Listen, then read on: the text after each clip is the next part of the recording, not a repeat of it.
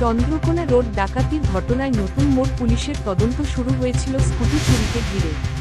তবে অপরাধীদের থেকে পুলিশ শুধু স্কুটি নয়, জানতে পেরেছে যে হেরোইন ড্রাগস থেকে শুরু করে স্থানীয় এলাকার বেশ কিছু চুরি ছিনতাইয়ের সাথে এই গ্যাংটি জড়িত। সেই মতো সকলকে গ্রেপ্তার করে কেসটি সাজানো হয় পুলিশের তরফে।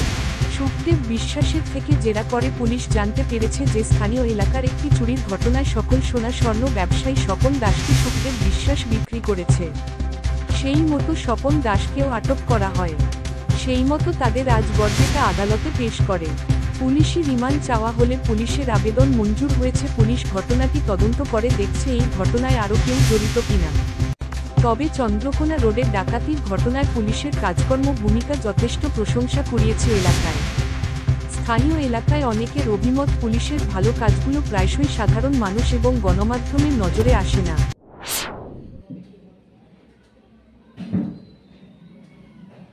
দেখুন, ডানকুনি এবং ডানকুনির চারপাশে আমরা বারবার বলে এসেছি, ভারতীয় জনতা পার্টি বারবার বলে এসছে, শুধু আজকে থেকে নয়, আজকে এসআইআর হচ্ছে, এর আগেও বলে এসেছি আমরা যে বাংলাদেশি অনুপ্রবেশকারী ভর্তি হয়ে যাচ্ছে, কিন্তু তখন কেউ ভ্রুক্ষেপ করেনি, প্রশাসন দ্বারা কারোর নজর দেওয়ার সময় পায়নি।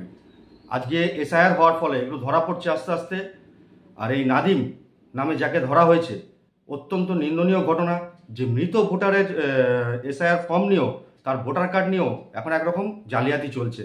এটা সারা পশ্চিমবঙ্গে চলছে, ডানকুনি তার ব্যতিক্রম নয়। বারবার বলা সত্ত্বেও ভ্রুক্ষেপ করেনি। আগামী প্রজন্মকে ধ্বংস করে দেওয়ার জন্য এই রকম জালিয়াতি দীর্ঘদিন ধরে চলে আসছে।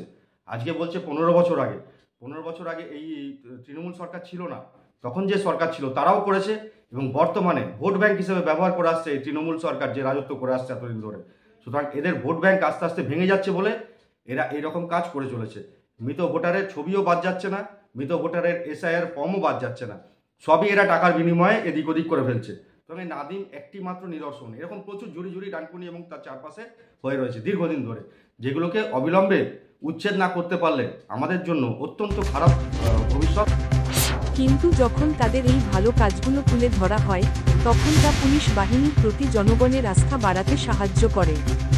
একজন ভালো পুলিশ কর্মকর্তা শুধু আইন প্রয়োগকারীই নন, তিনি একজন বন্ধু ও সাহায্যকারীও। জননিরাপত্তা, আইন শৃঙ্খলা রক্ষা এবং অপরাধ দমনের পাশাপাশি পুলিশ জনগণের বিভিন্ন বিপদে আপদেও সাহায্য করে। চন্দ্রকোনা রোডের পুলিশ নিরপেক্ষভাবে আইন শৃঙ্খলা এই রকম করা হাতে দমন করলে অবশ্যই তা যথেষ্ট প্রশংসার যোগ্য। যদিও স্বপন দাসের পরিবারের পক্ষ থেকে এই সোনা কেনার বিষয়টি সম্পূর্ণ অস্বীকার করা হয়েছে, কিন্তু তবুও পুলিশের তদন্ত আর সাক্ষীদের বয়ান এই কেসটি কোন পদে পরিচালিত করে সেটাই এখন দেখার। সেই সাথে লোভ লালসা ত্যাগ করে মেরুদণ্ড সোজা রেখে চন্দ্রকোনা রোডের পুলিশ প্রশাসন কতদিন কাজ করতে পারে, সেই প্রশ্নটাও ঘুরপাক খাচ্ছে চন্দ্রকোনা রোডের আনাচে কানাচে। ব্যুরো রিপোর্ট, জেলার বার্তা।